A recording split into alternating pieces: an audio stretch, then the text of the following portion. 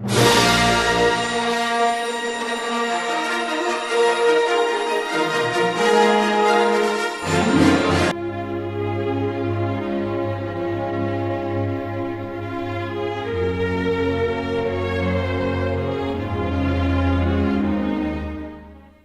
of the Rings vs. Star Wars.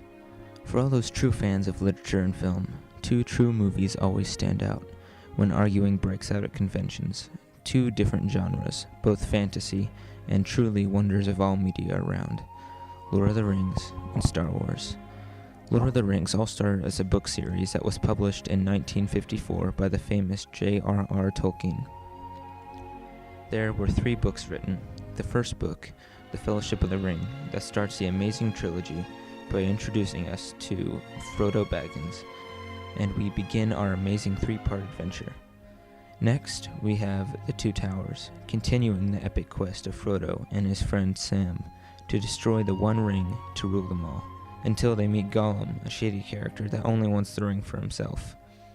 Then finally, in the final book of the Lord of the Rings trilogy, we have The Return of the King, which sums up the entire series with an epic conclusion too epic to tell you right now. Now that we got that out of the way, let us talk about another adventure, one about swords made of light, fallen kings, redemption of the people, love taken too far, and lots of loss. Of course, I am talking about Star Wars. Unlike The Lord of the Rings, Star Wars did not start out as a book series, although later made into fan-made books. And it is a series of 6 movies, not including the recent movies made by Disney. The movies were made and directed by George Lucas from 1977 to 2005, and ever since the first movie came out, all anyone has talked about is Star Wars. When watching Star Wars in the correct order, you watch the 4th movie to the 6th, when the 1st to the 3rd. So, talking in that sort of way, the first book would be Episode 4, A New Hope. We find out about our main character, Luke Skywalker, and how he starts his amazing journey. The next would be Episode 5, Empire Strikes Back.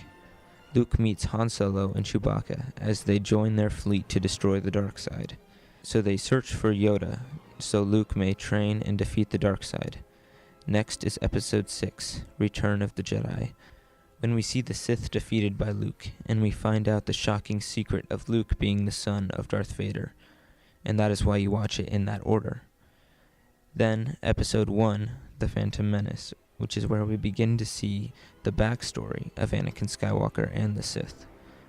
Then we have Episode 2, Attack of the Clones.